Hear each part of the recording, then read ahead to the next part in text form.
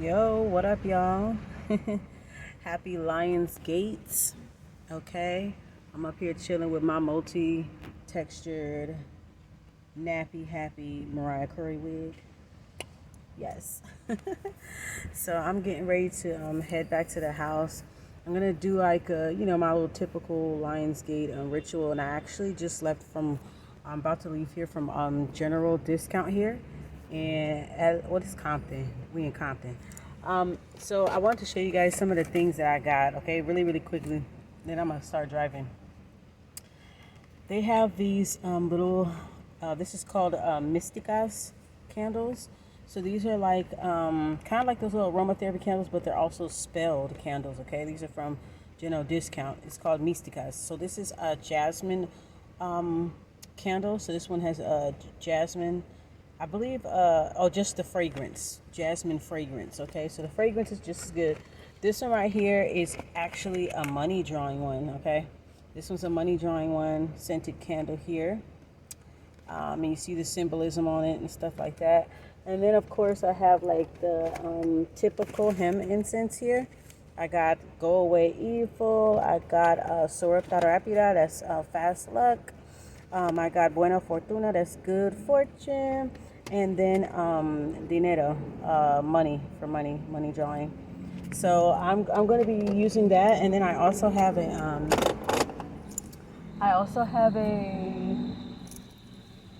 let me make sure, because these niggas is crazy. Gotta watch my back. Okay, good. All is clear. Oh, I also went to numero uno because by the time I leave the house, all the botanicas is closed. My ass be lollygagging, and when I clean one thing, I fuck around and end up wiping all the walls in the house. You know what I'm saying?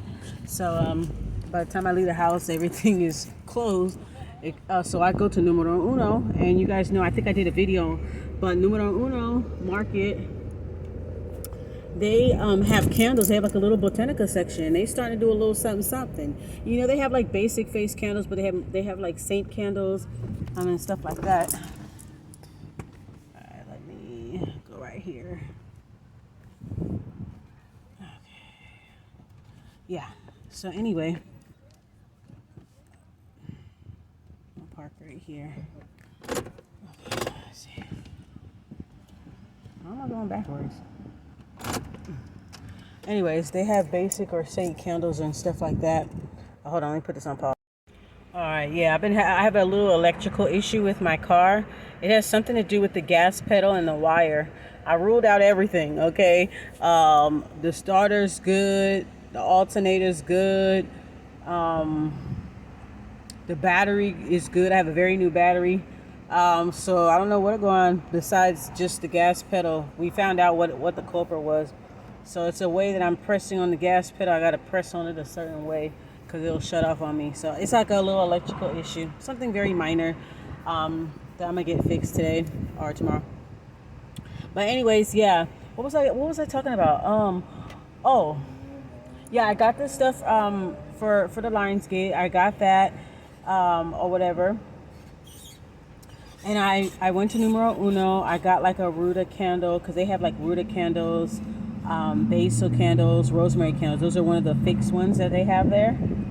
Fixed ones. It's the ones that already are where the wax is already infused with the oil. Okay, so they have that.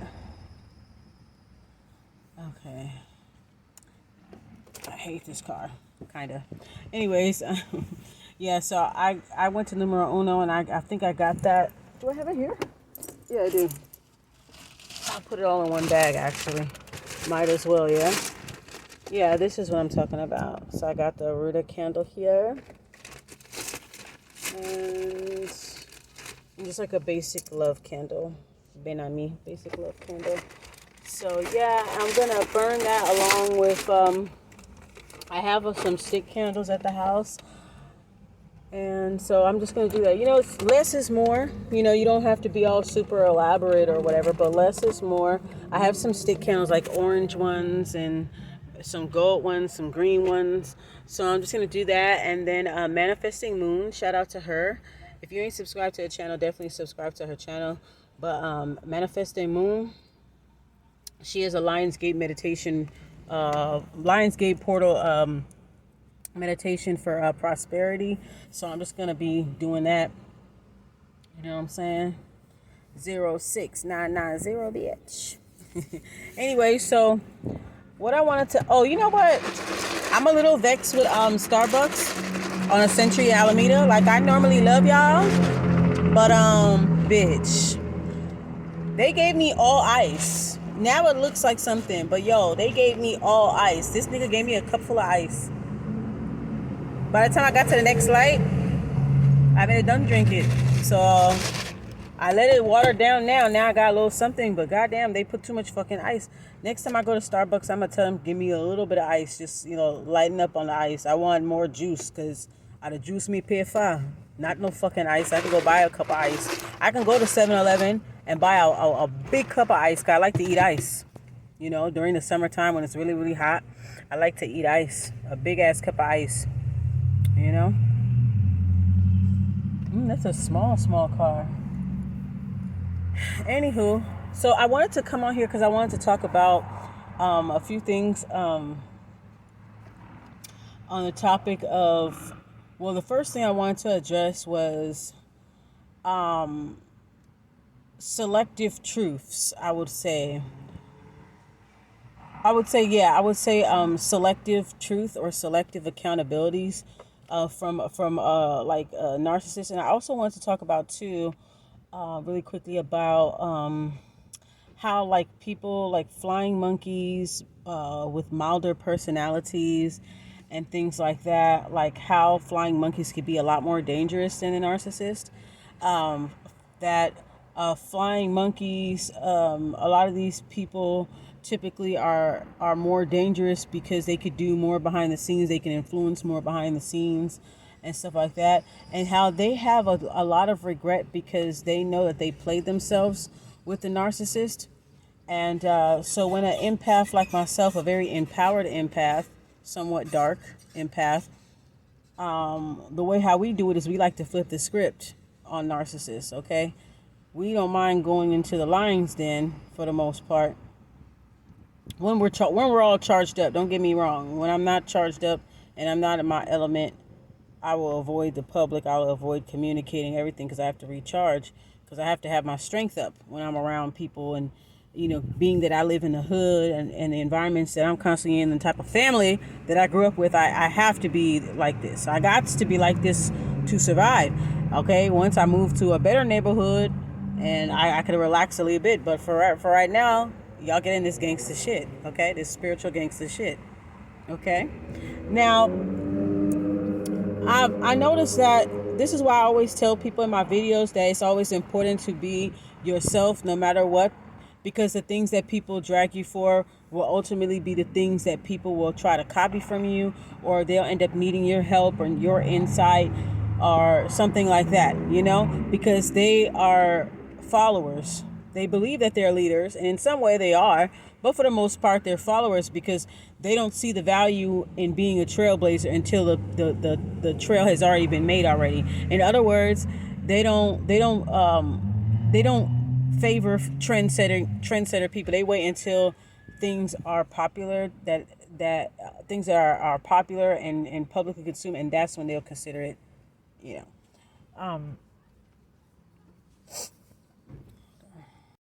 like I consider myself a trailblazer. I do my own thing. For a long time, people used to drag me for who I was, and this is what I said when I went to a support group for a YouTube content creator, which was cool. I went there. It was cool. I was just me being a spiritualist.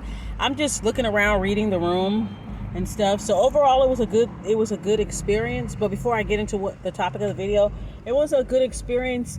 Of course, like I said, I'm a spiritualist, so I know how to read the room, and I know how to look at people, and I could just kind of tell little shit. You feel me? Or whatever. And I understand that all of us are all victims, and we all were victims of narcissistic abuse. I want to say survivors. We're all survivors of narcissistic abuse. So all of us didn't come out of it unscathed. Some of us, we all came out of it with narcissistic traits ourselves. That's what I've realized. And I remember I was talking to SWP, and I said, can I ask you a question, ma'am? I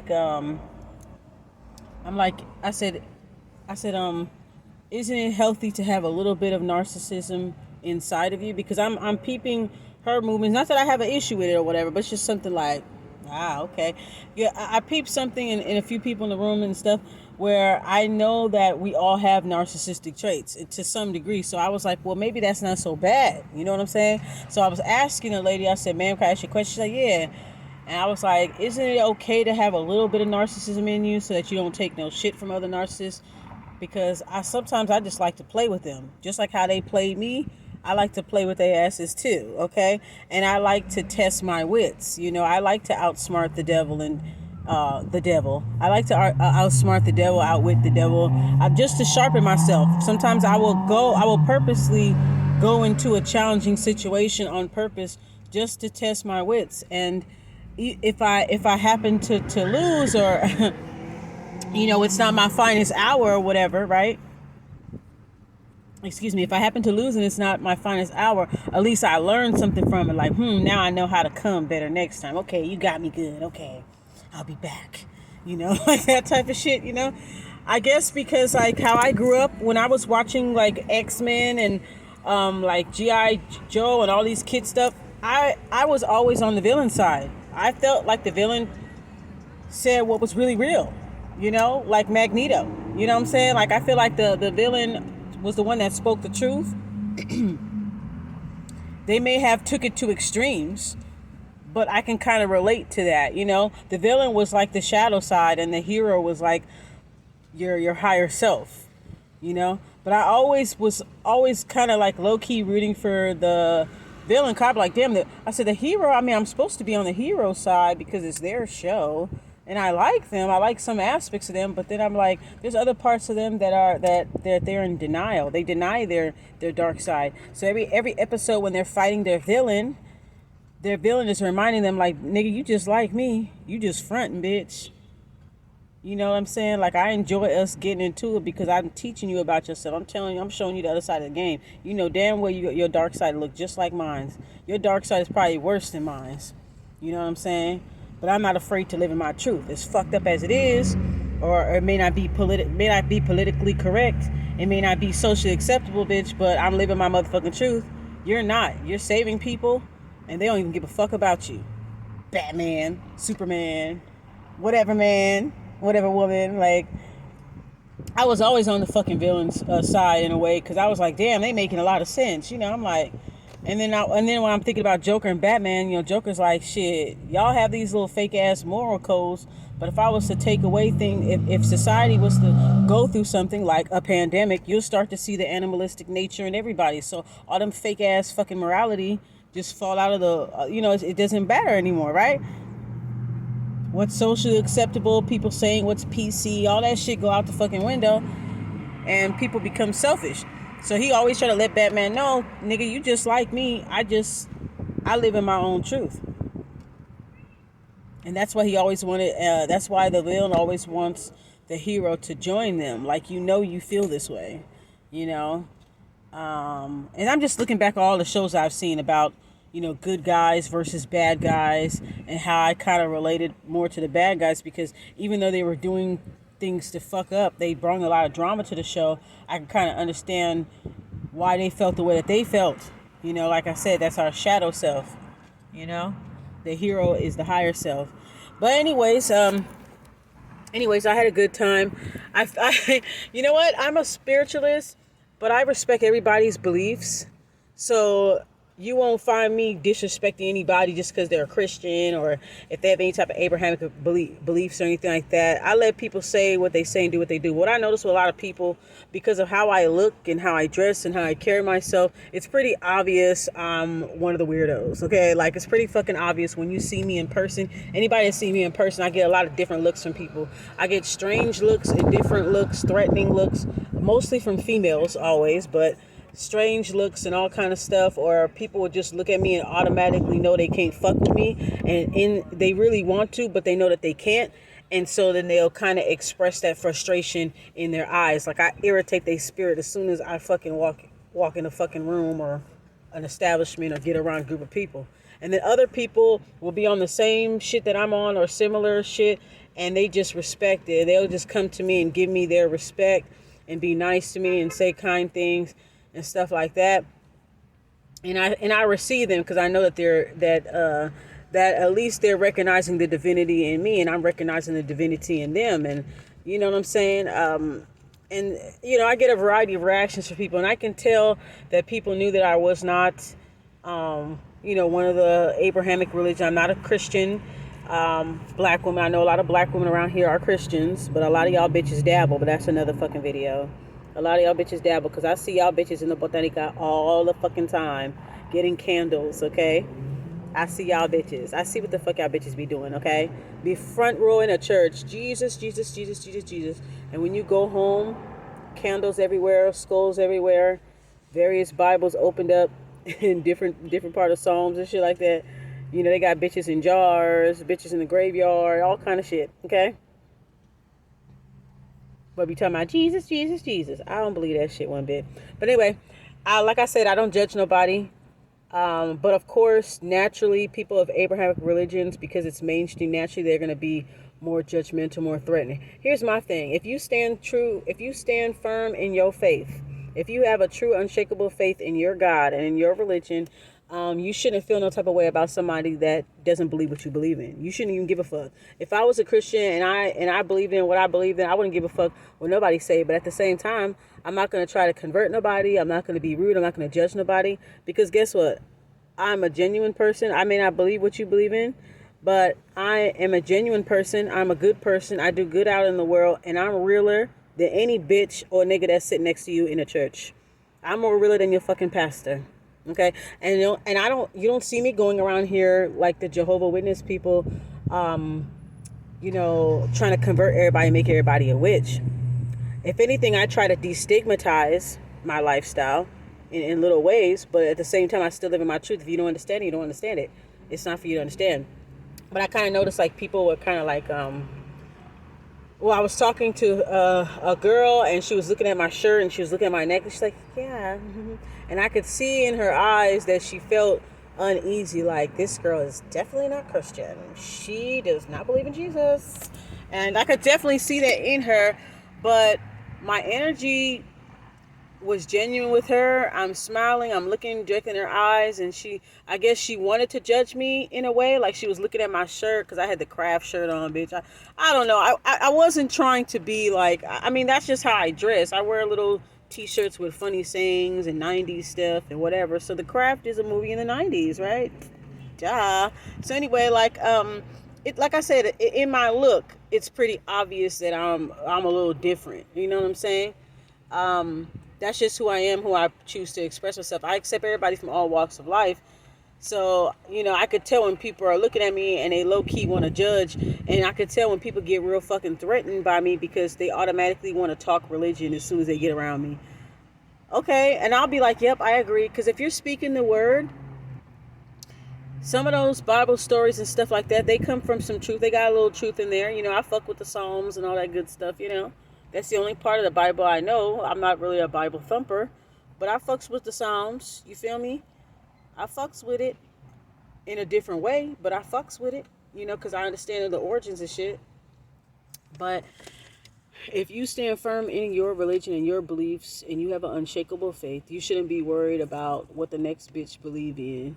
Just worry if I'm a good person or not. That's all you need to worry about. Am I cool? Am my vibes is cool? How am I treating you?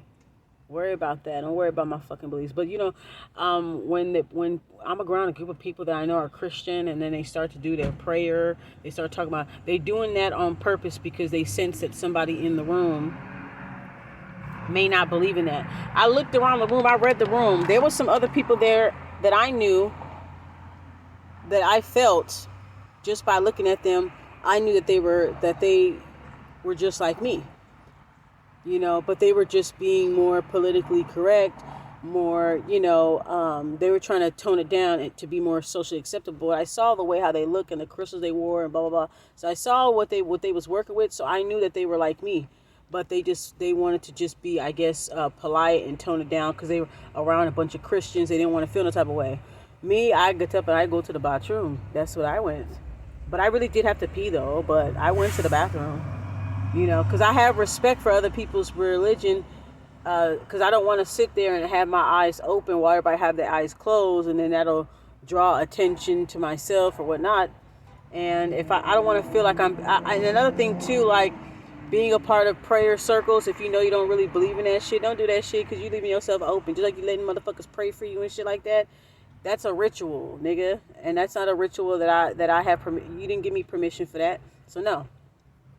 I'm not gonna, you don't let people pray over you. Just like you don't let everybody pray over you, you don't let everybody read over you. You know? Because you open yourself up. So when I was there and everybody got into a circle, these Christians casted a circle, bitch. They got into a circle and it was about to, and this same guy, he was cool as fuck, but he kept bringing up religion. So I'm just like, okay, I'm gonna respect it, because the majority of people here are religious. And if you're speaking positivity, I don't give a fuck what you believe in. I don't give a fuck. Okay? If you're a good person, you're a good person. If you're saying, if you pull out a Bible verse that is speaking to me, I'm gonna be like, yes, that's what's up. Like, I'm not gonna be like, I don't believe in that shit, da da da da. But I give people room to be themselves. Do people give me room for me to be myself? No, but I don't care, because I'm going to still be me, you know? But the motherfuckers they went into a whole circle, okay? They went into a whole circle, all Christian and praying. What's the difference? But anyway, so I was like, okay, they about to pray. I was like, let me just politely remove myself from the room so they can have a Christian moment, their Jesus moment, or whatever like that, you know? I guess, obviously the people there were majority Christian. I personally wouldn't put, religion or denominations or anything like that into a social event, because you never know who may be Islamic. You never know who may be Buddhist, who may have other religions besides Christian. But I noticed that Christian people, they're very entitled, and they're very, they act like they're superior, like their beliefs are the top beliefs. Because this is the most common religion of this country. But anywho, y'all. So about this this flying monkey thing, I want to say that flying monkeys and shit, they are more dangerous to me than the narcissist. Because what I have seen is that, I want to bring it back to my point earlier when I was talking about how me being empowered, middle path. Well, I wouldn't say. Well, yeah, I guess I do a balance of both light and dark. I embrace my light and my dark, right? But being an empowered, somewhat dark empath, right? Sometimes I like to challenge narcissists. I like to play with them. I like to toy with them like how they toy with others. I like to bully bullies, okay? So sometimes I just fuck with them just to test my wits, just to see what their tactics is, and watch them shapeshift their intentions in front of me, because they already know I know who they are. Okay? So I purposely like to do that, go into the narcissistic lion's den or whatnot. I like to do that shit, just to sharpen my own sword, because it's gonna happen anyway. I might as well get a warm up. Because that shit gonna fucking happen anyway. There's so many of y'all, so I might as well play with y'all, because I be bored too. I be wanting to fuck with narcissists and sociopaths. Okay, I like fucking with y'all. I do. I want to be the narcissist to their narcissist. Okay, that's what I like to do. I like to fuck with y'all. It feels great. Anyways, so I say that to say this. Flying monkeys, they can't do that shit. And this is why they're more dangerous towards people like me, because they have regrets, because they took the fucking easy way out. They were big stank elephant pussy with the narcissist. You battled the narcissist several times, stood your fucking ground, even when the flying monkeys, who was perceivingly on your side, who wasn't really on your motherfucking side, they sat back and watched. You held your own and actually somewhat won the respect of your narcissistic villain. If they were a villain in that particular story, for whatever reason, you battled somebody that they were scared to, and you either won or you stood your ground, and you took whatever fucking came with it. Because they too pussy flying monkeys, they too pussy and they felt like they couldn't do the same thing. And see, the flying monkey is going to be dangerous to empowered empaths because they envy our resilience. They envy our strength. They envy the way that we express ourselves. They envy the fact that we got influence over the narcissist. When I was cool with narcissists, I noticed certain people felt very uncomfortable. And it was their flying monkeys, they main motherfucking right-hand man. Because I won the respect of their fucking master, and I didn't have to kiss no ass. You understand what I'm saying? I don't know if you guys can see me, but I didn't kiss their ass. Okay? I stood my ground to them. I told them my truth. Even though I may have gotten socially dragged for it or whatever the case, I still took my shit. And I still called that person out on shit that nobody else did. Okay? I noticed that, like, I be noticing this, that when me and a person who has social influence that happen to be narcissistic or have narcissistic tendencies, right? Or sociopathic tendencies, etc., right? I noticed that when I'm actually getting along with them, when I'm really like matching with, social experiment, just doing light things, being detached but still having fun, still stimulating myself, nothing personal, right? But I noticed that when I'm actually cool with them, I notice the flying monkeys or the enablers, they seethe with jealousy. Do y'all notice that? This is like a very interesting topic in the world of narcissism, but do y'all notice that shit though? They feel uneasy. I used to feel like when I got along with certain people in my family, other family members would feel some kind of way about it. Like, I don't know, I could feel it from them.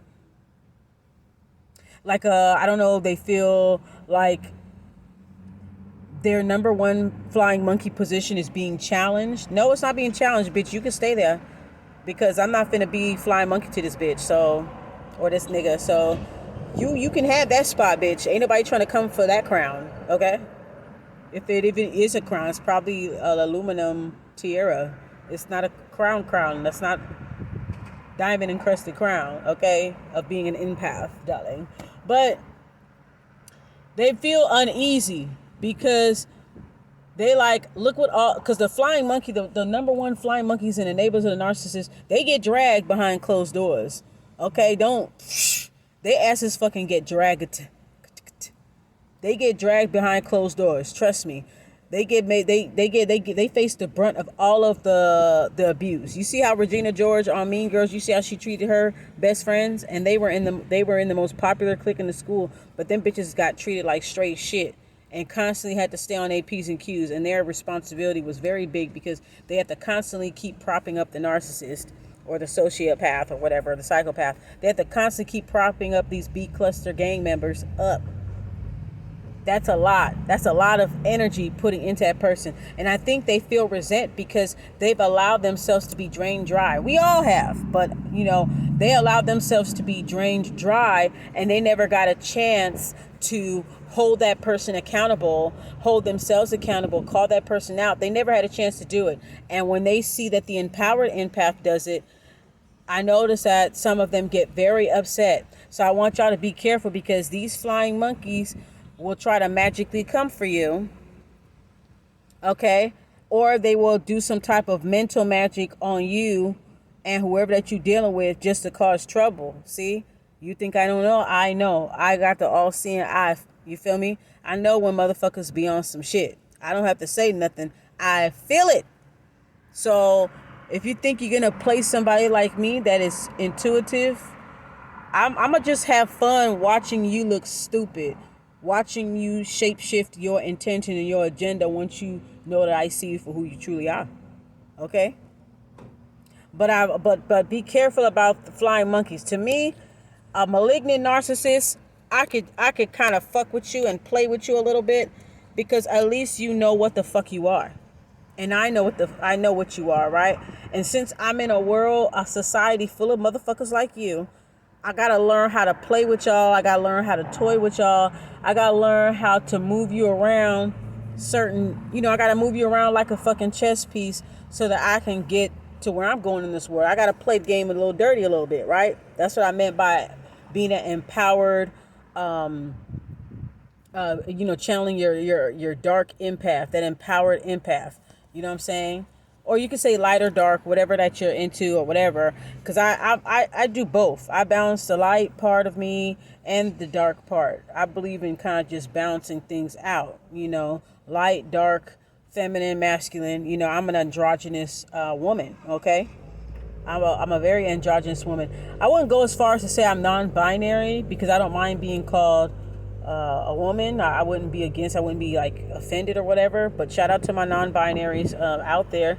But I would consider myself to be like androgynous, somewhat genderless. Like I could be feminine, I could dress feminine, and then some other couple of days I'll be completely masculine, or my demeanor, how I carry myself. I get that, certain guys be like, yeah, I could tell you hung around a lot of dudes your whole life, huh? I was like, yeah. But see, I never was one of those like pick me ass fucking tomboy bitches that had that internalized misogyny. I was never that. As much as I got treated like shit by girly girls or other black girls or whatever, I still defended black women, black girls. I still defended girls. I still called niggas out on they shit because I hang around you. I be around y'all. So I know when y'all on that bullshit. And I didn't have a problem I didn't give a fuck about their approval. I was going to get it anyway because of how I carried myself. Because I was a tomboy. So I'd be like, yeah, nigga, you on that bullshit. Da, da, da, da. You could have did better with her. Da, da, da, da. Like, I still called them out on they shit. So I'm not one of those, because those bitches ain't shit either. I said it. They have internalized misogyny. They're not allies to black women. I don't fuck with y'all bitches. You could be a real ass nigga and not be an enabler. But anyway, back to what I was saying. So yeah, flying monkeys, the ones that have, flying monkeys, I feel like what they need to do is that they need to say what they have to say to the narcissist. Like, say what the fuck you have to say to them. Call them out. Express yourself. That way you don't have any regrets. Because what's going to happen is y'all feel so resentful. And then when you see motherfuckers like me move around this person and I'm totally fine for the most part. Totally fine or whatever. It's kind of like they feel some kind of way about it. When you really shouldn't. You should actually learn from what I'm doing. Honestly. And I think it's just them being regret. Being a flying monkey, being an enabler, being a toxic, codependent motherfucker. Like, it has a lot of downsides. You guys live with a lot of regret, a lot of resentment. You guys resent the empath.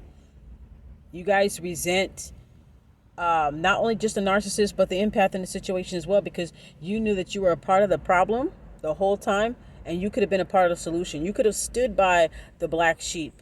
You could have stood by the black sheep empath, the outsider. You could have stood by their side and say, no, you're treating her wrong. You're treating him wrong. Nah, I'm going to have their back. And yeah, you are wrong, narcissist. And we're going to band together and destroy you. Like, that's what I would have appreciated. But they didn't do that. They went for the side that was easier, who they felt was more poppin' or had more social influence. That's who they went for.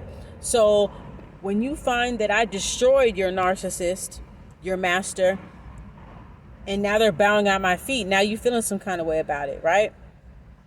Bitch, you should have been down.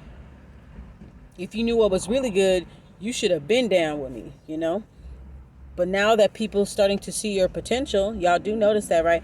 Now that they're starting to see your potential and they seen that you're getting respect from the narcissists that they helped try to destroy you.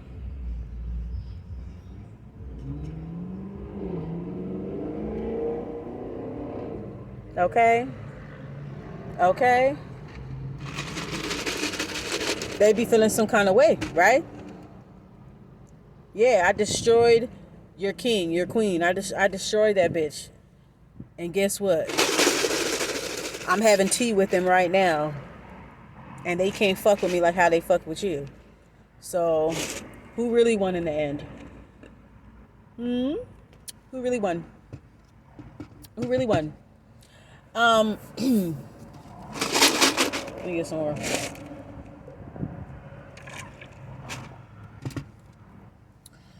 But yeah, I was noticing that. And then about like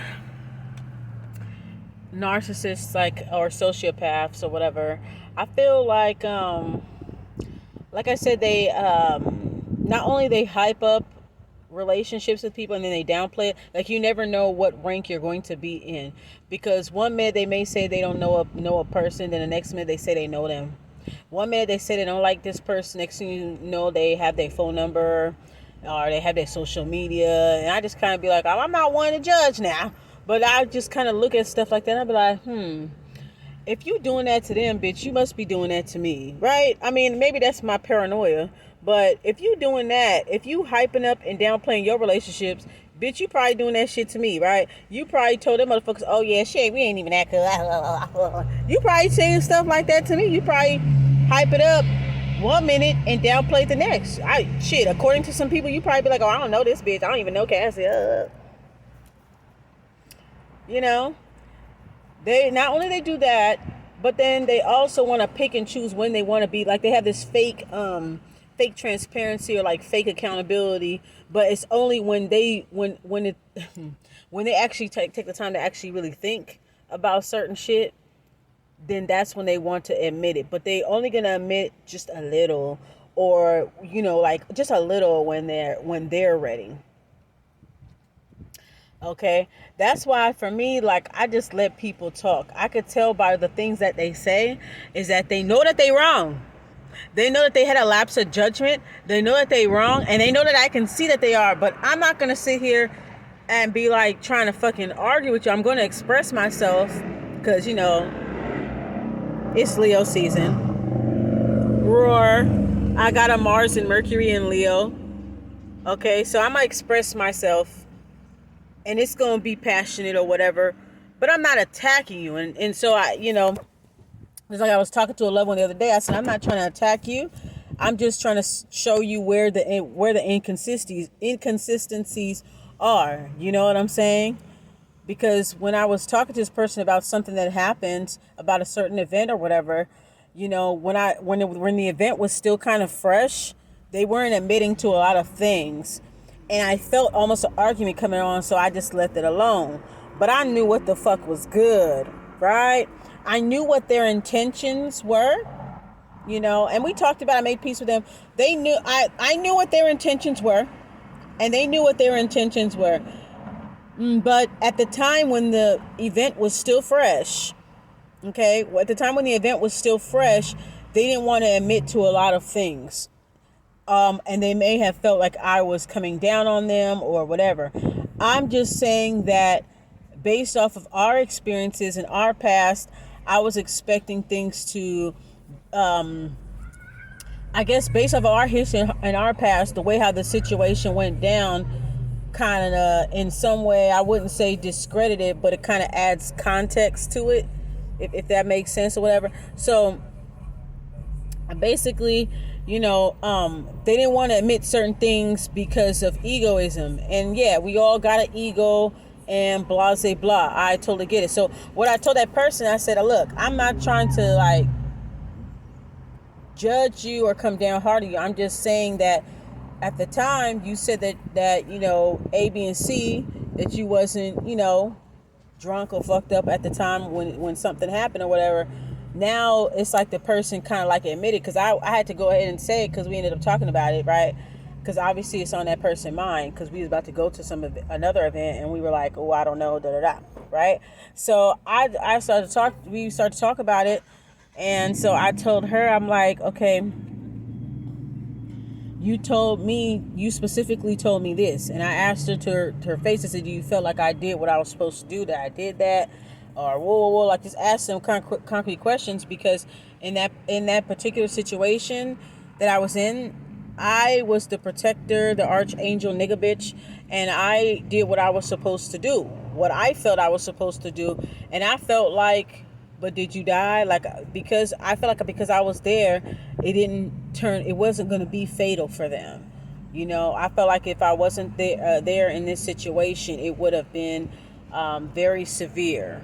Okay, worse off. And of course, we came out the situation okay. Some people faced some loss and stuff like that, in which I felt bad about. But like I said, did we die? But did you die? We didn't die, so we good, right? We definitely don't want to get in that situation again. But anywho, like they pick when they want to be accountable for things. But I had to explain to her because like I said, I was like, look, I don't have no issue. I'm not trying to be like, whatever, bitch, da, da, da. I'm just saying that that's just something you should pay attention to. That's something that you should pay attention to.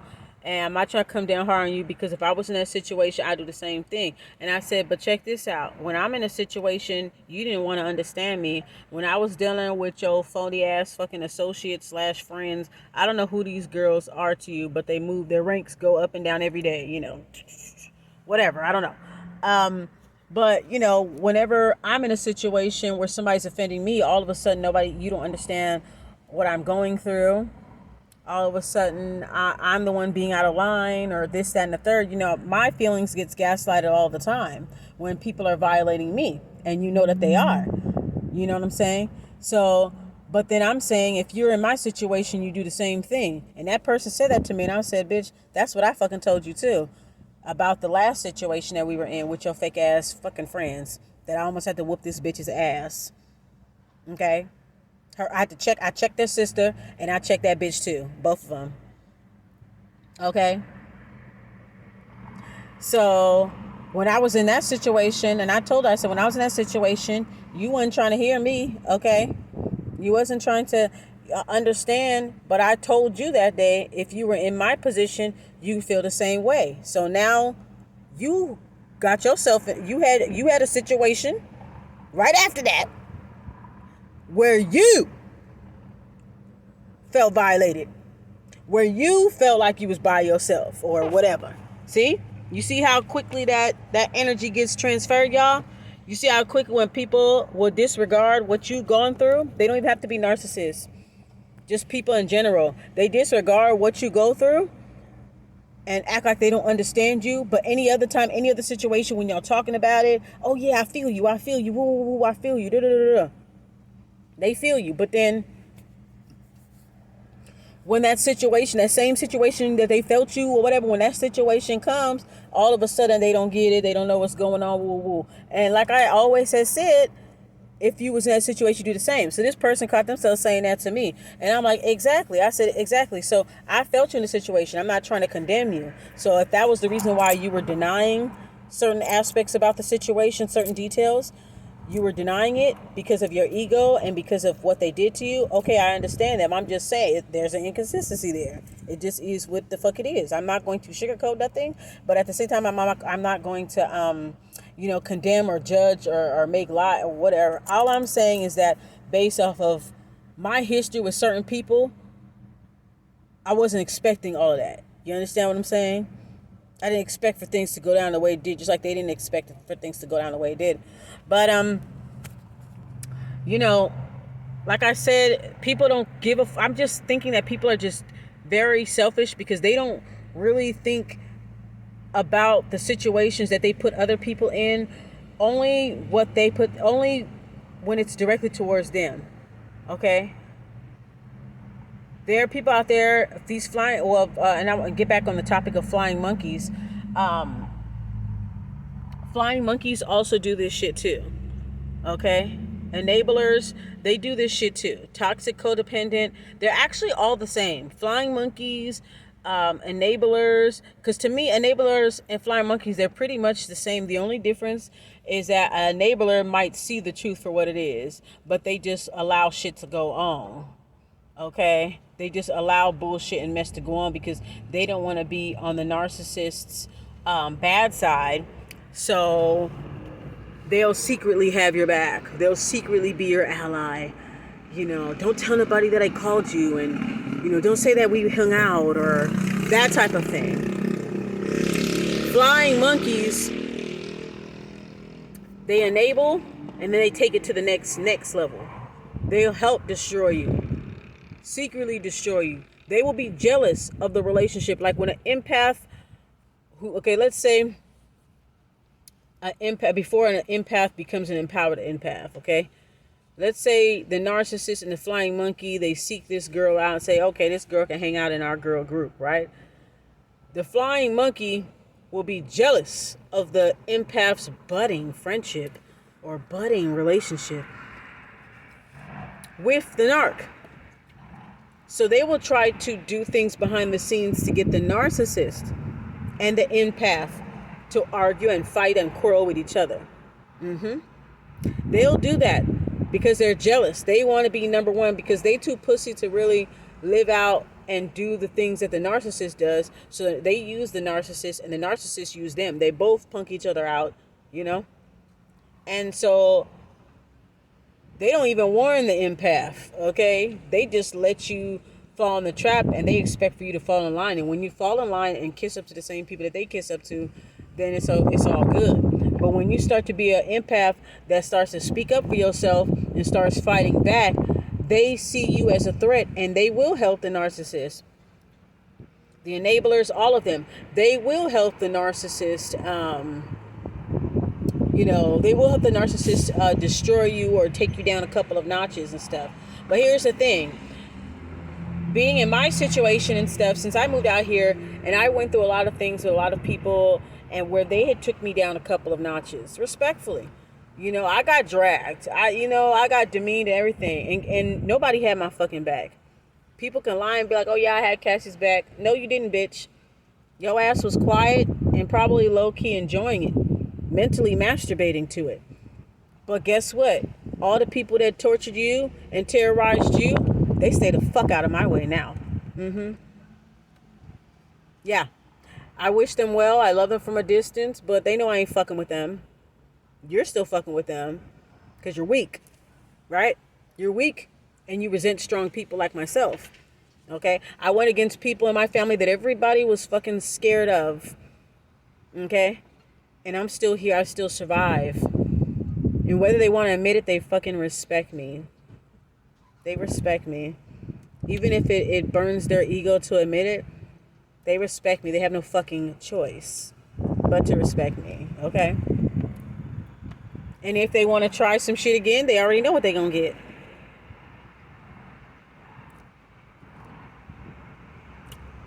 But like I said, I be fucking with them. I like to fuck with y'all. I guess in some way, I'm like Dexter. That's like my favorite show too. In some way, I feel like when it comes to like narcissists and like empaths and shit like that, I feel like I'm like a dark empath, like Dexter. He only fuck with the people that deserve to get fucked with. He became a predator towards predators, just like I'm a bully against bullies. And I'm a narcissist only to the narcissist. I like to be a narcissist around narcissists, just to see how uneasy they are, because I like to be a mirror for people, to show them what I see in them.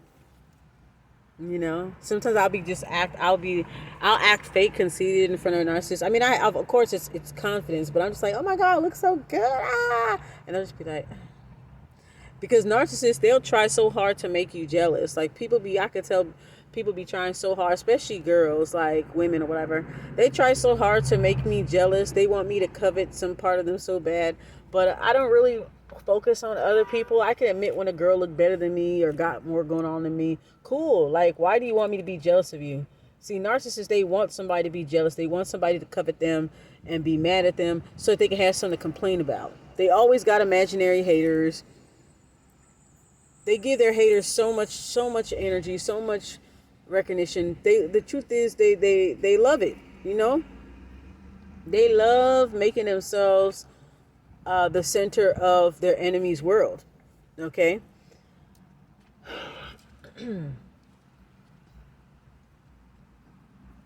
So, I feel like, for me, I feel like I've come a long way. And so now I know them inside out because I've grew up around them. I have a family full of narcissists, sociopaths, antisocial disorder, histrionic disorder, bipolar, schizoaffective disorder, schizophrenia. I come from all of it, okay? I have a lot of those kinds of people in my family. And then I myself,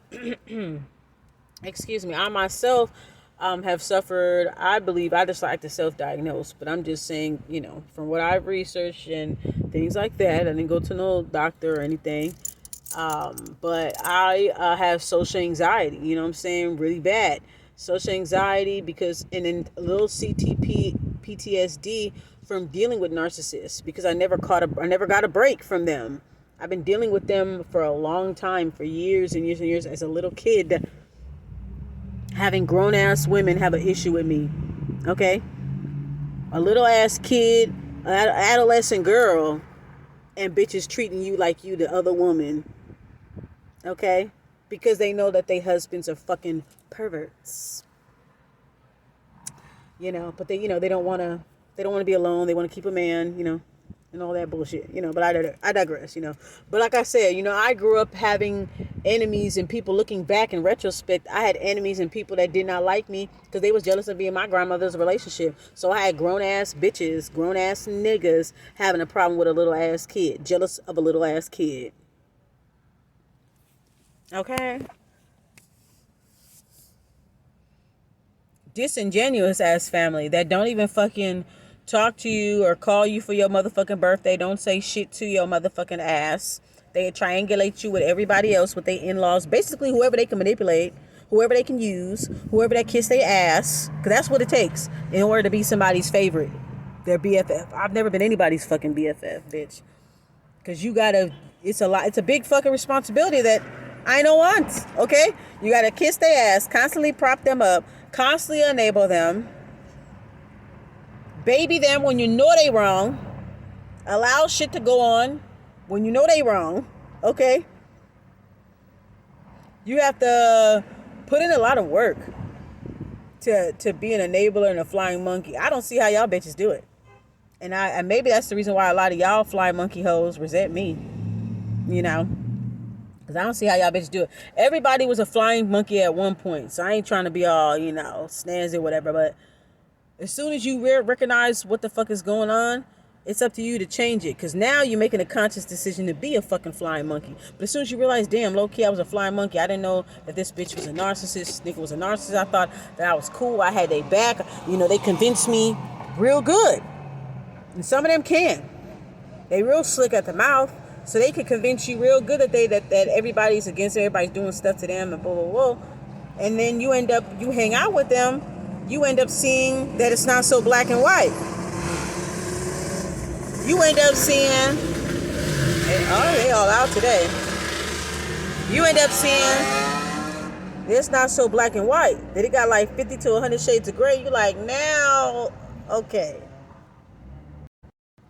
But like I said, they only admit just little parts of the truth. They will downplay everything else because they don't want to feel some kind of way, or they don't want to feel exposed or whatever. But it's too late. I've already seen the inconsistency. That's why I'm talking about it. That's why I'm pointing it out. Because if you are a person that's trying to change, you should be open to hearing what the fuck I gotta say, and you should digest it. You know what I'm saying? Like, if you say that you're changing or want to change or want to evolve, you have to do that shadow work. You have to admit that sometimes we do contribute to our beefs. Sometimes I contribute to my beefs.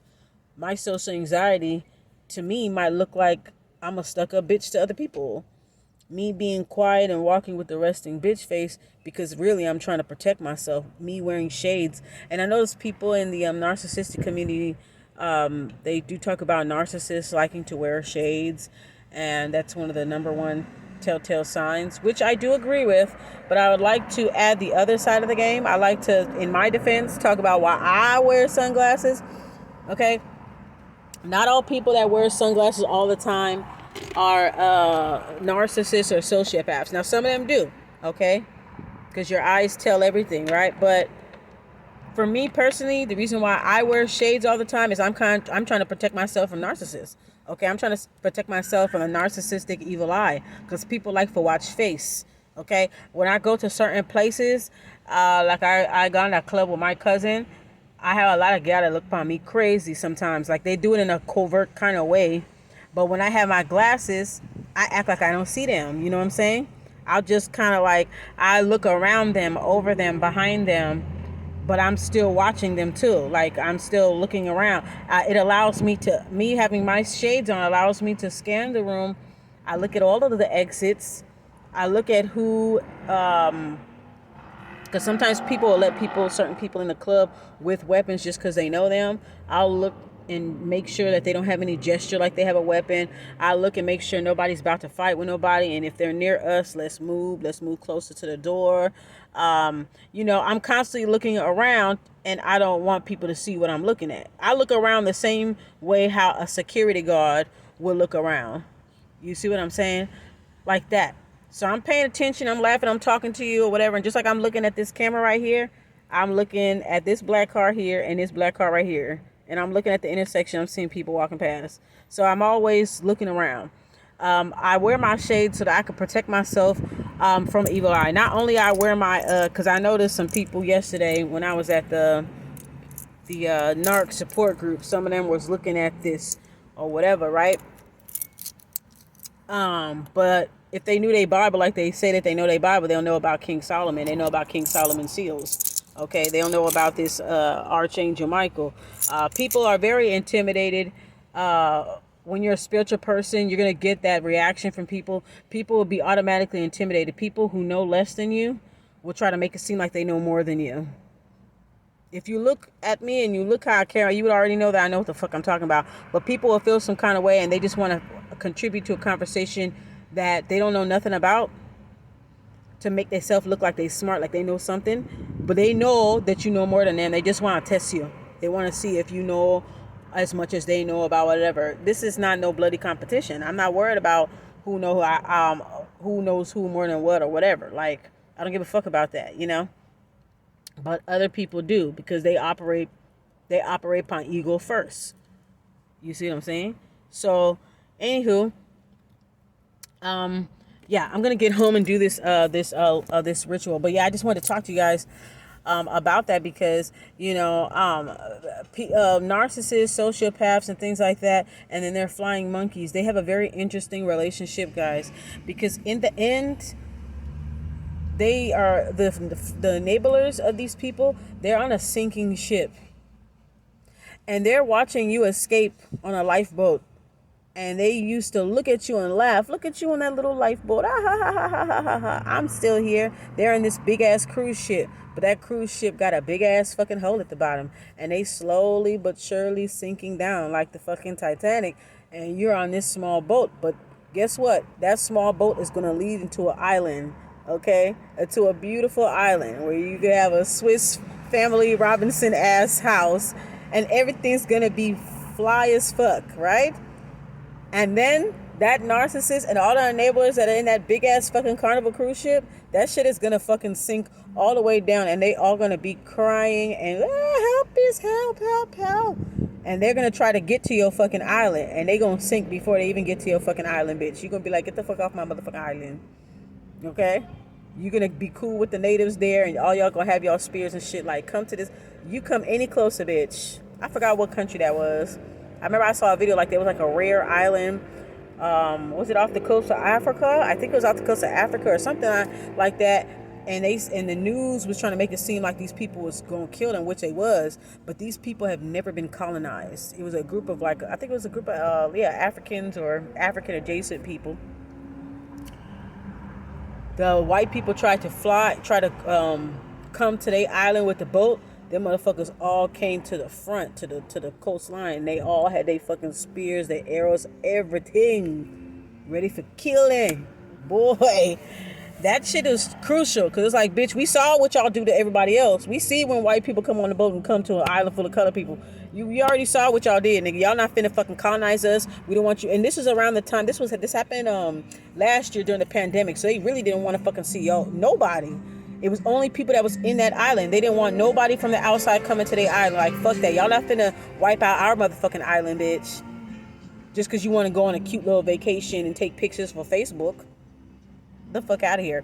And then I noticed too, okay, so with the thing on social media, like there's a lot of like enablers and people on social media. If you notice that when you're on social media, because I be on Instagram and I'll be making comments about certain things, and I can tell when people are very threatened by how intelligent and insightful and intuitive I am, that they'll just say something like they'll say, like, let's say your comment was like on point, neutral, thoughtful, insightful, and your comment got a lot of likes and accolades and all that stuff.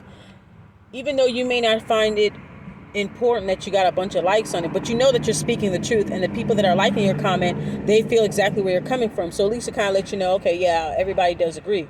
But some people, and I think it's definitely enablers and flying monkeys that are online, because this is how they act online, okay? They get so mad because they defend the narcissist. They defend certain personalities and stuff like that. Like, okay, for example, reality TV shows, certain reality stars. They'll make excuses for their narcissistic behavior. Everything's acceptable until that person violates somebody that they know, or violates somebody that they like, or they did something that violates their community. Catch that T. Things that violate their community. But when they were talking about this person and that person, when they were making a lot of inflammatory remarks about certain people from other communities, they didn't give a fuck. Okay, they want to pick and choose when they want to be, like they say, what they say, call it a performative canceling. They want to pick and choose who they want to cancel, but the motherfuckers' attention span is so fucking short these days. You don't even take cancellation seriously. You, especially within the black community, like, people will fake cancel people all the time and be right up under their picture with the fucking fire emojis and shit weeks and months later. So it doesn't matter. Look at what happened to Doja Cat and how everybody was dragging her time they canceled. They right back kissing her ass again. Not that I have a problem with it, because I like her music. I was never invested in her personality wise. I did watch a couple of her videos where she let us in on her writing process. It was cool. I always gave her a comment on her artistry and stuff like that, or whatever.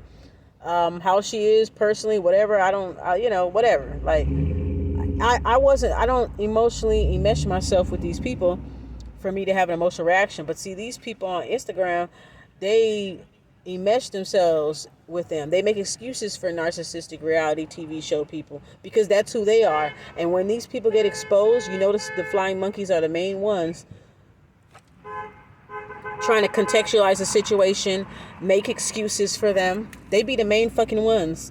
And when a person like me, when I start to speak my truth, here they come under my comment, and I could tell they don't have enough intelligence, that they have fucking pureed fucking cum for brains, and I could tell that they do, because their response to me will be so like it'll be so brainless and like dismissive. I could tell that, bitch, you have no intelligence and no substance to even take in what I'm saying, which ain't really that deep, but you just so dumb and fucking shallow and what I'm saying is the truth, and it pierces through your heart because you're like that person. That's why you defend these person. That's why they have all these troll pages that want to defend certain public figures and stuff like that.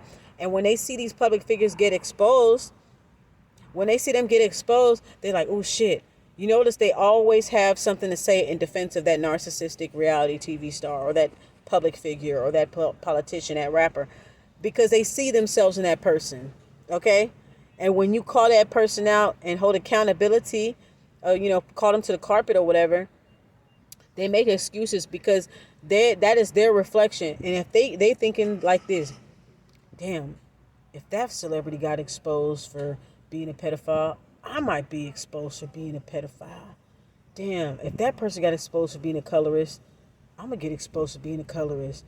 Ooh, I better make excuses for them. Yeah, they probably lying. Yeah, like that type of shit. Like, people will make excuses. Watch out for people that make excuses for obviously blatant disrespect. You know why? Because they are disrespectful, blatantly, obviously disrespectful. So they want to make light of it. They want to deflect and deny things because those people that they're defending is a reflection of themselves. Okay? Just like with the Joselina Cabaret, okay? Notice how everybody likes, and I'm not I don't know these girls in real life. I know they all been through a lot of things. These bitches are a lot young. Oh, sorry. These girls. Sorry. Let me see. Sorry, my bad. These girls is a lot younger than me, so I'm not gonna like drag them because we all were young, dumb, and full of cum. I know that these girls probably been through a lot of stuff in their life, and you know, being a part of a adult entertainment industry, you know, wherever that's a huge umbrella with a lot of different professions. So I'm not dissing the professions.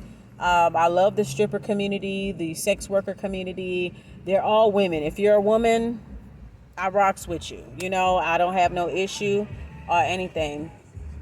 So, you know, when it comes to that, what I notice on social media, especially Instagram, what I notice is that when it comes to like with the Joseline Cabaret thing, really quickly, with the Joseline, really quickly, bitch, I've been on here for an hour anyway. But if y'all still here, but with the Joseline Cabaret thing, you notice how if you go on their fan pages, like the fan IG page, like the T pages for the show, if you notice, everybody likes the narcissist in every fucking reality show, drama page, T page, whatever. They all like the most malignant narcissist, but you have to fit a certain phenotype, because if you're an unambiguous dark-skinned black girl and you have the same attitude, they will fucking drag you, and you'll get dragged by people that look like you. Okay? But if the person that's doing the person that's being malignant is actually a person that fits an acceptable phenotype, people will make excuses. What I noticed with the Joseline Cabaret, those people, what I noticed with them is that, like, everybody, the fans, you notice they like the most loudmouth, malignant, most toxic, ratchet ones in the house, right? Everybody liked the loudmouth, trauma hole type of personalities. Again, I'm not dragging them. I'm just saying that was the archetype that they chose to play on camera. How they are in a real life, I'm not going to judge them. They're young ladies. They're younger than me. How they are in a real life, I don't know. But the glimpse, the what we've seen, they have shown us is loudmouth, trauma hole, this and that. Notice everybody likes that. Okay? Notice everybody likes those type of girls. But when it came to people like Yummy, everybody wanted to drag Yummy. And Yummy ain't, what she did was no different than what a lot of them bitches do. But because those bitches are more palatable, their phenotype is something that you want to look like, that's close to white or close to something white adjacent, so you want to rock with it. So in this case, what's good for the goose is never good for the gander. It always got to be good for the goose, all right, but never for the gander. Black people online are so fake and disingenuous. They like to celebrate degeneracy and stereotypes in our people. They love to encourage that. They love the most toxic, most hurt people. But when it's somebody that's different, that's quirky, like Miss Yummy, okay, somebody that's different, that's quirky, they automatically decide that they don't want to like them. So every little thing they do is going to be scrutinized, versus somebody else who doesn't look nothing like you. You polish their fucking pedestal. They do pretty much the same things that the other person did, but you drag the other person for the same thing you praise other people for. Okay? Black people online will always say, we're not monolith. We're not monolith. We're not monolith. And then as soon as Yummy, non-monolith ass, and all her non-monolith energy, as soon as she comes in the scene, oh, that's a weird bitch. Ridiculous, right? But you were so quick to say, oh, not all black women are ratchet and loud and want to fight and angry and fight with everybody. But yo so-and-so from Joseline Cabaret, that's my bitch. That's my bitch. But we're not monolith. Oh, protect black women. Oh my God, we're all not like this. Then why the fuck y'all keep supporting the worst of your kind? Perceivingly the worst. Okay? Perceivingly. Now, for the girls that I call trauma hoes on the show, because I did say it a couple times on social media, I'm going to stand by it, you know, because that's how y'all was coming off. Trauma hoes. Loudmouth trauma hoes. Y'all clicked up. See, they mad at Yummy, because Yummy is an empowered dark empath. Okay? Yummy is an empowered dark empath. She played them narcissists. And that's why I love her. She's my kind. She played them narcissists. She's strategic as fuck. She played narcissists because narcissists are so stupid. You know, it's easy to play narcissists against each other because they operate from ego. They operate from all fucking ego. No logic. Just ego, feelings, everything else except for facts. So you could play them against each other. It's so easy because that's what they do to us. So now we're doing it to them. Yummy is an alternative black girl. She's an alt black woman, okay? She's the non-monolith that y'all niggas always like to scream about on social media. We're not monolith. We're not monolith. We're not monolith. Okay, then look how y'all treat non-monolith black people. The black people that ain't into ratchet culture, that ain't into stripper culture, that ain't into gang culture, that ain't into let's drag the next nigga culture. They're not into any of the fucking bullshit, the degeneracy. And look how you guys treat us. Because we don't celebrate fucking trash.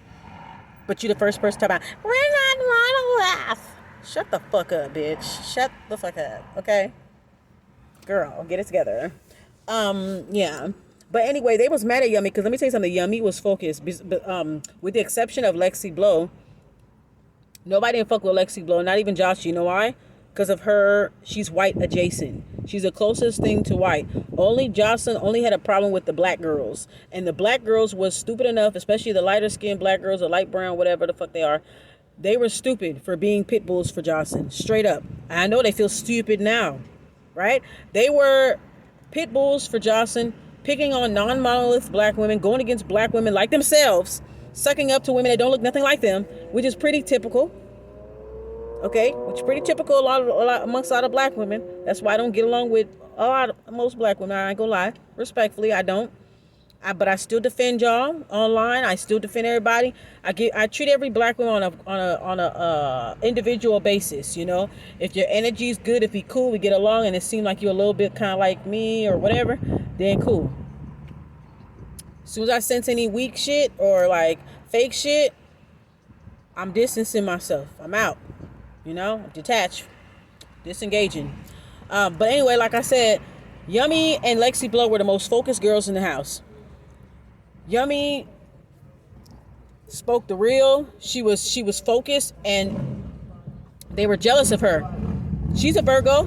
They were jealous of her because Virgos are focused. We could be in chaotic ass environments and shit like that, and we'll know how to play everybody because that's what motherfuckers is trying to do to us. You know what I'm saying?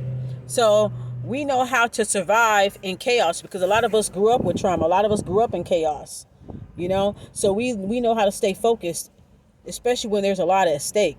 The other young ladies in the house, they was acting like trauma hoes. They wanted to click up. They wanted to be bullies and pit bulls for Jocelyn. No, and they look up to Jocelyn, which that's another thing, but it's a generational thing. I ain't trying to judge, but all I'm saying is back in my day, I'm just playing. I'm just saying, like, my influences were different than y'all's. I'm just going to say that for their generation and mine, you know. Like, y'all look up to the Jocelyn's and all them bitches. And I looked up to women like Cicely Tyson, Maya Angelou.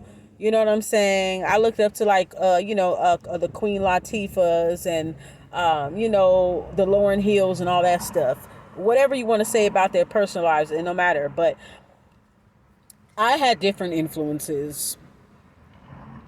I don't know.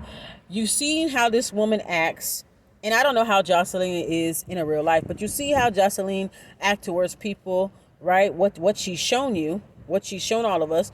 You seen that, and you still look up to her, still defend her. Okay, boom. So you made it on the show. Okay, cool.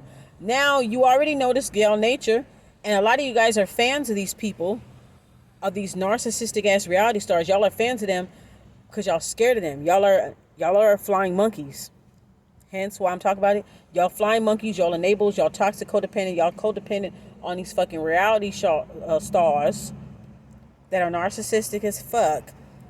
But you know damn well in a real life you would never get along with them. They would pick on you in real life, they'll punk you in real life, and you would let them. I don't give a fuck what nobody say.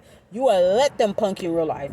That's why these trolls and stuff on social media, they go so hard for certain celebrities because they wish that they could be like them. They wish that they can move like them, or they probably do, right? but they just don't have that influence that they have. So they live vicariously through them. Like, hey, they're a successful narcissist, so I'm gonna live vicariously through them. I'm gonna make excuses for them because I'm looking at my future. I'm defending my future. You know, I'm defending my future. And that's what they did to Yummy. She was focused. They was jealous that she was focused. She even spoke some real shit when she was like, "I'm here to work. Da da da da. I'm not here for that bullshit. I'm not here for the disrespect." Woo woo woo. And they went out their way to disrespect that girl because she was literally. They didn't want to respect her because she was small. They went out their way to disrespect her. So what did they do? The narcissist that was in that group, they kept pushing her behind the scenes. And then when she went off, all of a sudden, she's the crazy one. So if you read comments on IGT pages, everybody's against Yummy. Everybody wants to beat up on this small little girl. This small little ass girl for doing the same shit that everybody else was fucking doing. But because she's small, she's dark skinned, first of all. She's dark skinned. She's an alternative black girl. She's not a loudmouth trauma hoe. She's very quirky. So black women will automatically be like, well, fuck that bitch. She's not ratchet. She's not mixed looking. She's not fighting everybody. She's not a toxic trauma hoe. Boring. Different. Yuck. Like, that's what the fuck. That's how people treating her. This woman, Jocelyn, was trying to get bitches to jump this Lee's small gal. Jump her, talking about keep your door locked because they gonna come. I'd have been like, bitch, tell them to come right now. Tell them to come right now. Because I'm going to take one. You can get 8 bitches on me. I'm going to take one bitch down. I'm going to drag her to hell with me. And all y'all bitches are going to be crying over her body. Okay? All y'all bitches will be crying over her body laying there halfway dead on the fucking hospital bed. And all y'all bitches' faces going to be fucked up, scratched up. And y'all going to be crying over your fucking homegirl. That's what's going to happen. She threatened her, a small girl. Like, let her have a fair fucking fate. Why you got to get her to get a bunch of girls to come jump her? Okay? And if you notice some of the names that they said against these girls, calling her a cockroach, which is low-key colorist. The other girl called her crispy. What's her name? Miss Natural. Which I kind of like Miss Natural, but then I kind of don't. In a way, like, I respect the fact that she stood up to Big Lexi. She made me Lexi or whatever in the first episode. I like that little scene. I like that she does express herself and she says what needs to be said, and stuff like that. The only thing is that she's too intense and too clingy and expects too much to people. She overly attaches herself to people, and that's a problem. And even Jocelyn, her being just like that herself, she saw herself in that girl. That's why her and that girl into it now. They saw it. They saw she was like a enabler. They enabled each other. They punked each other out. I'm just giving you guys examples. They punk each other out. But in the end, look, everybody, listen. How they did Yummy and how they did Aqua on that show was fuck up. And notice they're the blackest ones, with the exception of Boss Tech, because they all have respect for her for the most part, But look how they do the black girls in the house. Look at the comments on the blog TV pages and look what they have to say about Yummy and Aqua and Boss Tech. All black girls, dark-skinned black girls.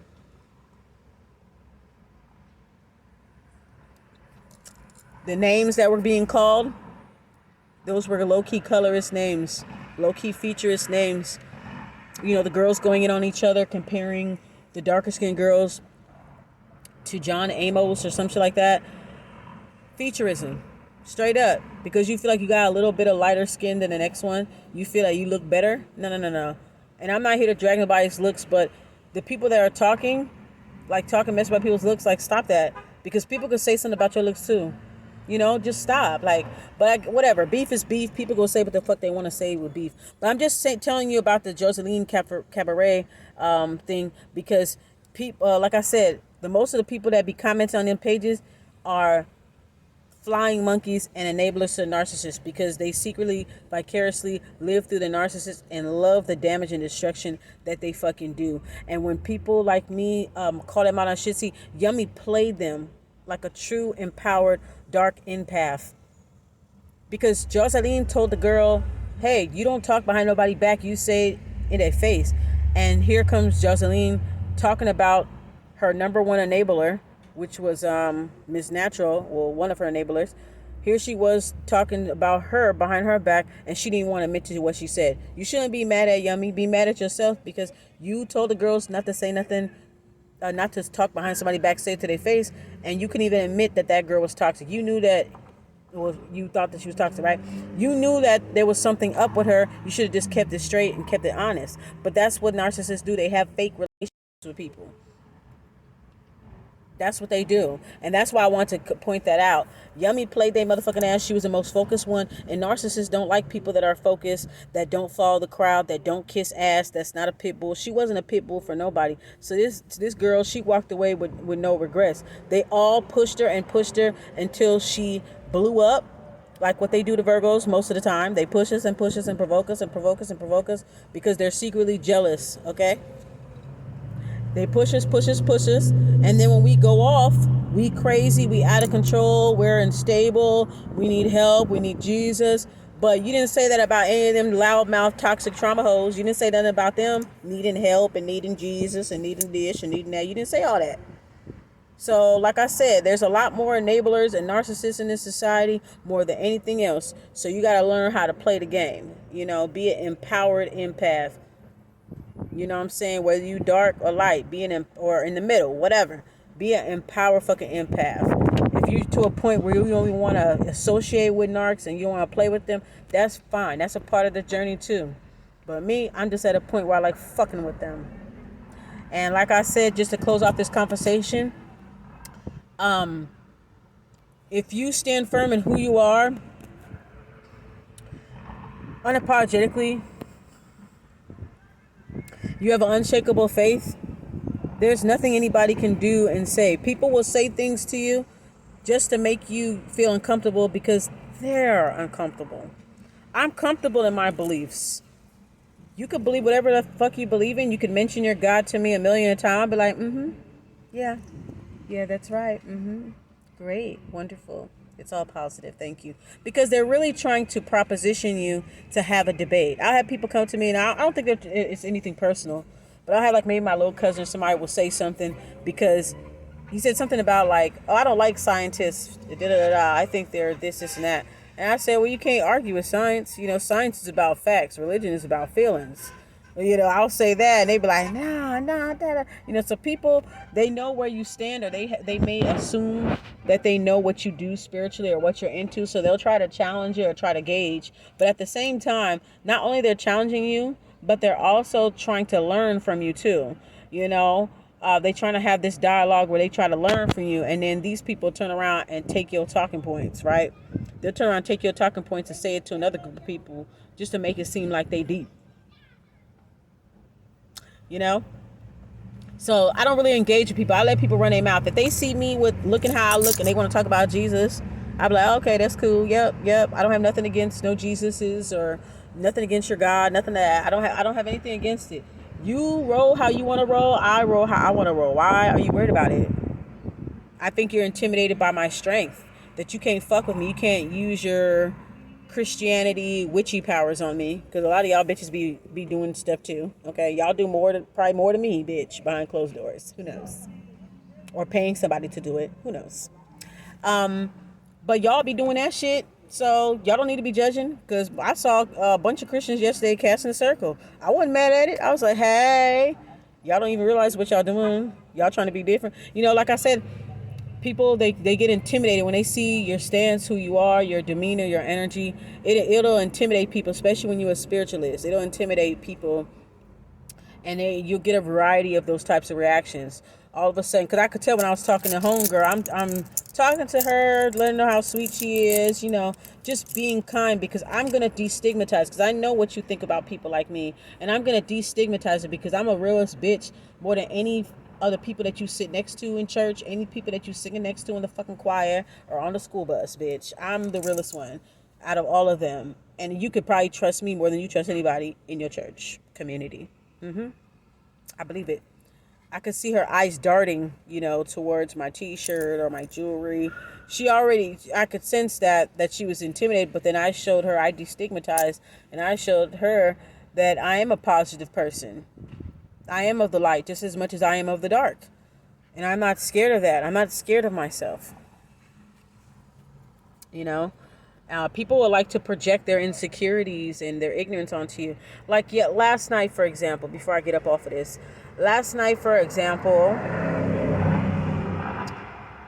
and here's a slick way how people will try to gauge you and try to stop yourself from getting protection, from manifesting protection by trying to use spookism. Last night, I went to, my auntie had a shindig, well, her son-in-law had a shindig at her house. And I went and stuff like that. It was cool time or whatever. And my auntie has a lot of different friends, associates, distant cousins, all these different kinds of people. And so what happened was, I had an Archangel San Michael candle. This is how I know people don't be knowing what the fuck they talking about. Anyways, so I had an Archangel Michael candle. I stopped at Numero Uno Market before getting to my auntie's house because she wanted some bleach. She wanted a couple of things, whatever. So I stopped at the store. I got that, and this is where I bought my candles from. So I bought that, and so I came to the house. I gave her that. I said, okay, this is a Archangel Michael thing, candle, auntie. It's because I had did a reading on how the party was gonna originally go, and I had got Tower card. I had gotten Five of Swords. I said, oh my God, it's gonna be a lot of fighting and arguing, things like that. I said it might be a big crowd. I said, fuck. So you're gonna have to take some type of precautions.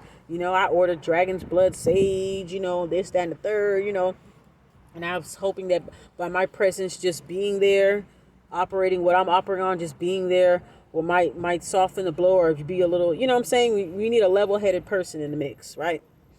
No offense, just speaking respectfully and honestly. You just need a level-headed person, a person that's not biased, that sees both sides, whatever. You need people like me around when shit goes down. I'll just put it that way. So anyway, I gave her the candle. Now I don't push my spirituality on other people. I only do things that are acceptable for them according to their beliefs. So if I know my aunt is a Christian, even though she's like a very loose Christian, but I mean by that, it's like a default Christian. A person that doesn't have strong beliefs. They don't go to church every Sunday, but they just have a general belief in God or Jesus or whatever. She's like one of those people, which I kind of was like, oh, we all were like that. A lot of black people are like that, right? I try to do things accordingly to their beliefs. So I know she won't mind saints and angels.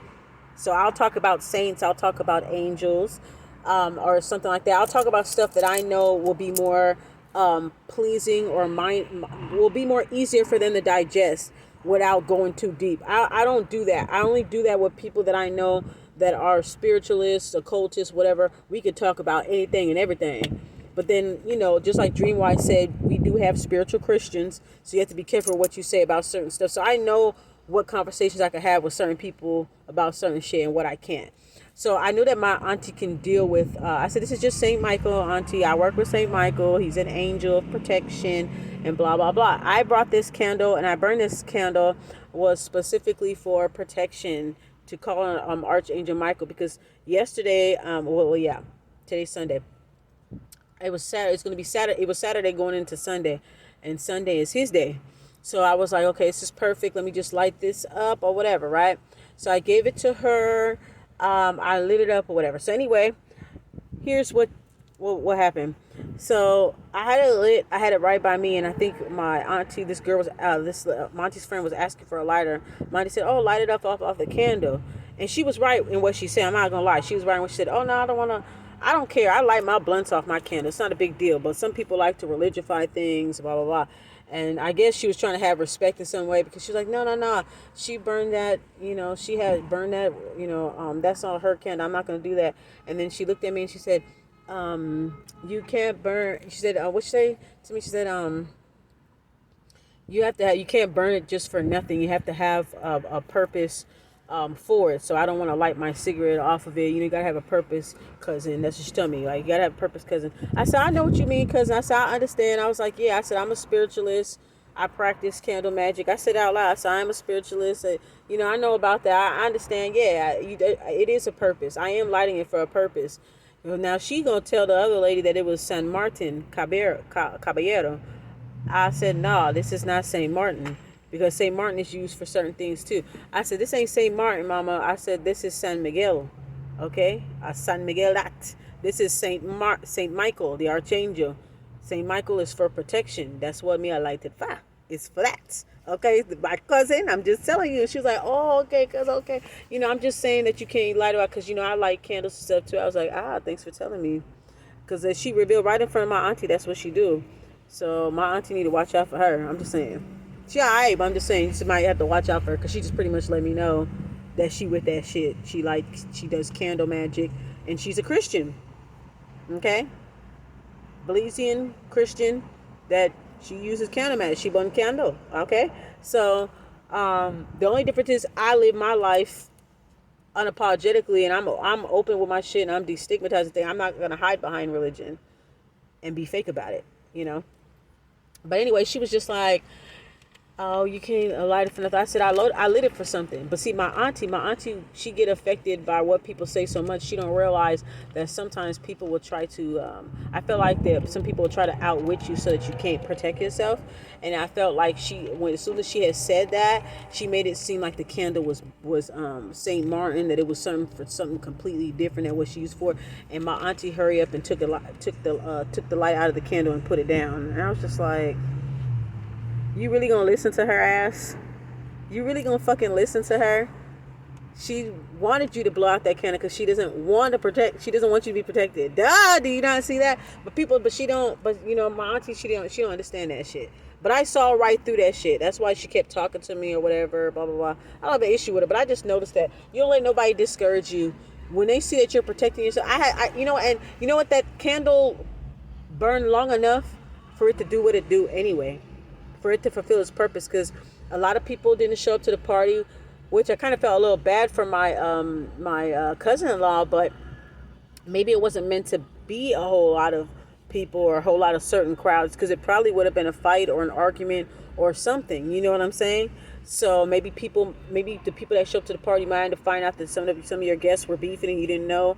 And so the candle stayed lit for a little bit. It stayed lit long enough, and in order for it to do its job, because less people came to the party. We ended up having a good time. It was just us. I danced all night long, so we all ended up having a good time. But I wanted to tell my auntie, like, be careful. If you're protecting yourself and you're lighting a candle with angels and saints, don't let nobody fucking tell you something, and don't let them use like spookism to try to get you, because they feel threatened by your protection. That's what the fuck that really was.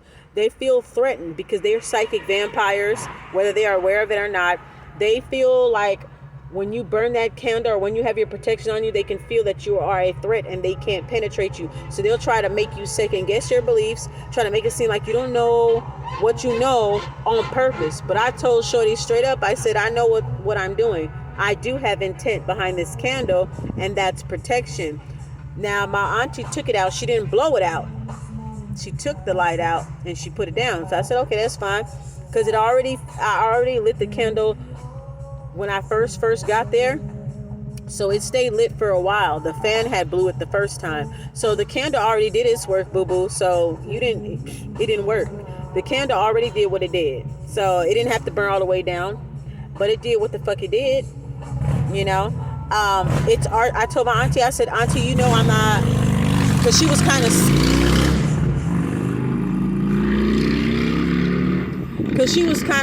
scared and kind of like, because she don't know nothing about this. She don't even work with saints. She don't know anything about it. Like I said, she's a very default Christian. She don't do all the extra stuff, do the church thing, the Bible reading thing. She doesn't do all of that. Okay. She practices a little differently. So I told Auntie, I said, I'm not going to bring no weird shit. Because my auntie already know that I'm a witch, okay? She already know I'm not going to bring any weird shit that I know that she's not going to believe and she's not going to agree with. So that's why I went with the angels and the saints. That's why I went with angel candles that say peace or white, or I try to do little things like, essential oils, Auntie. I kind of sneak it in there, and that's what I was doing. But Archangel Michael, people light saint candles all the time without intent. Even with when people die, I see a lot of people go to the liquor store and buy all the saint candles, and you can use those same saint candles to manifest a lot of things. They all use those candles. They all light them up and put them next to offerings like liquor and things like that. When they make these murals for people that got shot and stuff, they all do the same thing. So it's the same thing. It's still an intent in there because they're lighting it. but see that it's not the right type of candles, but they still lighting it because it has a saint on there. So you could say the same thing about them, because they could just use a blank white candle, right? But yeah, no. But a lot of us use when people die or whatever, they get shot, they have the little mural for them. They put up the flowers, the liquor, or whatever, and then they have they make concrete altars, street altars for them, and they have all kind of saint candles. So it's kind of the same thing. From my end, but people will do that, especially females. They'll always do that because they get a sense that you are spiritual, and your presence alone threatens their spirit, so they feel like they have to automatically compete. I could talk to somebody like me and my cousin was talking about some crystals or whatever like that, and then she'll ask me like some advice on crystals, and I'll be explaining it to her, right? And then there was this one girl, she was kind of like in my mouth, but she was listening. Other people are listening because they want to hear the information too, right? And then you'll have like, there's always that one bitch, right? They'll try to make it seem like they know more or something like that, or they can't wait for you to say, oh, I don't know anything about that. Oh yeah, well, I know a lot about that. Like that kind of thing, right? So the girl was like, I said something, because I know there's different types of quartz crystals, but I don't know all of the different types of quartz. I know they got rose quartz and smoky quartz and stuff like that, or whatever, regular quartz. I don't know all my fucking quartzes, okay? I'm not a crystal-aholic. I don't have a PhD in crystals, but I know a little something, So I remember I was saying, my cousin was asking me, oh, what this crystal is. I was like, oh yeah, that's lapis-lazuli.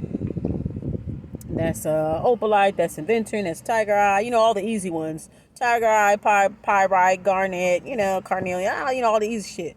And I was like, that one, I don't know that one in particular. Must be it looked like some type of quartz. It looks kind of different than the usual quartz, but it could be some type of quartz or something in the family. And she was like, yeah, this person, and then my cousin, she learns about crystals too, so she like, I think this one is a such and such, it says some other different type of quartz I never heard of. And I said, oh, okay, I never heard of that name, because I'm very humble. I don't act like I fucking know everything, because I know that I don't. I just know basics. Like, to me, I prefer to be a Jane of all trades, only master what's important, but I would master the basics of everything. You know what I'm saying? Without getting too deep and too like, I'm only going to get really deep on something that extremely interests me and intrigues me. I'll zero in on those things. But everything else, I just make sure I know at least the basics. Like, that's just how I am, honestly and truly. So when I can admit when I don't know something, and then I'll try to direct somebody to the right place for them to get the accurate information, for somebody who has more experience, who's probably older than me, been in the game longer than me. Like, I don't have no problem. I'm humble with my shit. You feel me? So I told the girl, I was like, oh, I never heard of that quartz, and this is this. So this girl gonna be like, and we ended up being cool with her, but I just know some stuff from females that I get, whatever. The girl was like, she's like, oh, there is that kind of crystal right there. Yeah, you just got to pay attention. I was just looking at her like, bitch, shut the fuck up. Girl, shut your ass up. Because you don't even know, like, girl, come on now. You don't know nothing about me. Bitch, you going to be coming to me for readings and work in a minute. Like, shh, mama, shh, be quiet. But yeah. That's what she was saying to me. She was just like, yeah, something. She said it like while we were all talking. So it's a whole group of us talking. So I'm already entertaining other conversations. So I didn't really say nothing in response. I was just like, anyways, yeah, like I'm still talking to whoever. I'm still talking to my cousin. Because I knew 9 out of 10 of the crystals that she showed me that she carries with her. And I said, yeah, I carry crystals too. I wear that. And my cousin sensed it too, because she's an empath. Like, I'm an empath. And she sensed it too. So like I said, some women could just be jealous of your aura, of who you are, what you represent. And see, they just hopping on that spiritual shit now because it's trendy. But I've been about that shit before it became a huge trend. So now the same people that dragged you for your beliefs, now they want to act like they know more than you. That's what I'm trying to say. So my cousin, she said, she was like, oh, this is my cousin Cassie right here. This is when I first met the girl.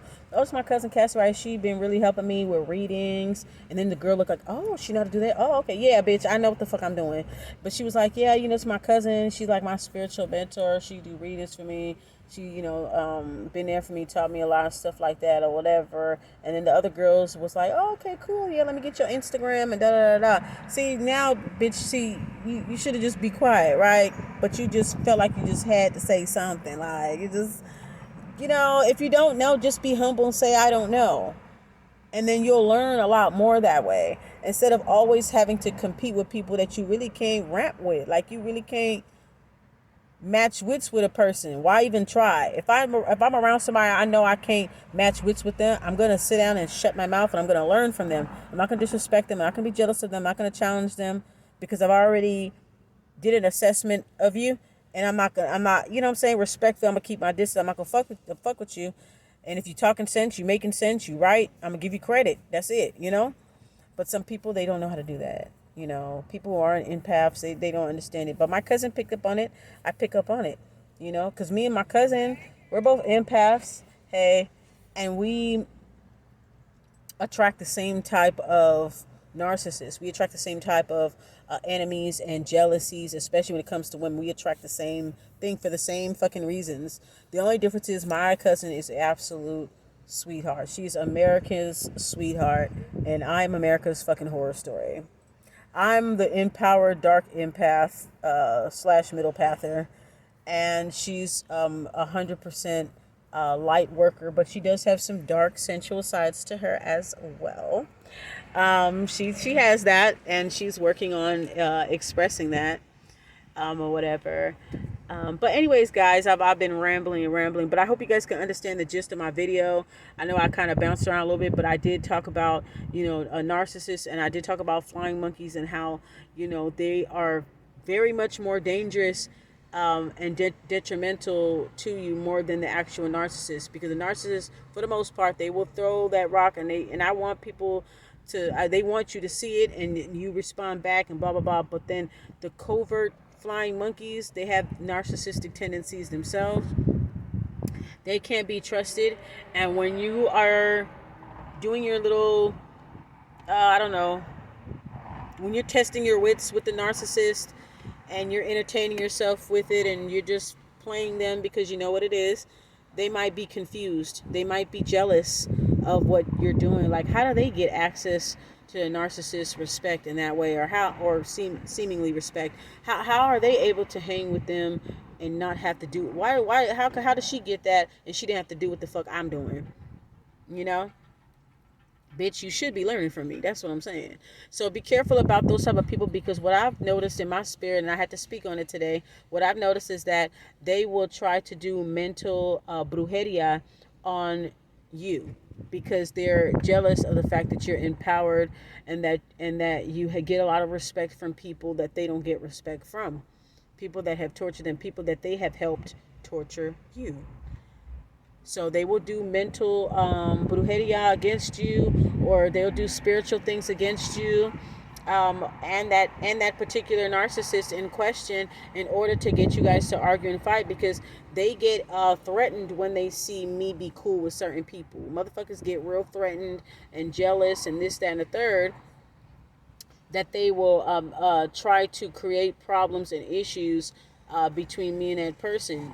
Trust me, we don't really need no help, because that shit's gonna happen between me and that person naturally. Okay, I'm a person. I socially experiment. I wait. I'm cool until shit ain't cool, and I know what the fuck I'm doing. I know what I'm dealing with. Okay, all right. I have my unsavory moments. Okay, but I know what the fuck I'm doing overall. And you know, just because you don't, you want to throw some beheading on there. Like I said, when it came to my family, when I was getting along with certain people that tried to destroy me or whatever, when we were getting along actually good, we were actually cool, people felt so threatened. So have y'all been through that? They felt so threatened, so left out. You could just see a total shift in their energy. But as soon as I'm at war with the narcissist, oh, they're happy again. All is well again. You know, the world could finally turn again on its axis. All, you know, everything's normal. The equilibrium is you know, the balance is there. You know, we're back to the equilibrium of how it is. Like, they get so fucking threatened, y'all. So threatened and jealous and feel left out. And these are the people that are doing more witchcraft against you than the narcissist. Okay, so it's not just a narcissist, it's the people that's up underneath them, living vicariously through them, because they're too scared to go against you. Okay, so when they see you getting along with their master, they don't know how to take it, and they'll try to throw some brujeria on it. I'm telling you, bitch, right now, if you're watching the video, if you happen to come across the video, I don't need your mental brujeria. I don't need it. We're going to fall out anyway. It's only a matter of time. And I don't mind. Because I'm 10 steps ahead, bitch, of all of y'all. And I know exactly what to do. And when to do it. And how long to do it. I know. So I don't need your nudge. I don't need your mental brujeria. I don't need your jealousy and you looking at my pictures and my stories and trying to piece together what you think I have going on with such and such and whoever. I don't need any type of spiritual nudge. Let shit unfold naturally between me and whoever I'm socially dealing with, because I know what the fuck I'm doing. Just because you don't know what the fuck you're doing and you got regrets and resentment, ain't got shit to do with me. You feel what I'm saying? Anyways, so let me hurry up and get home, take advantage of the last few hours of the Lionsgate, and that's pretty much it. Peace.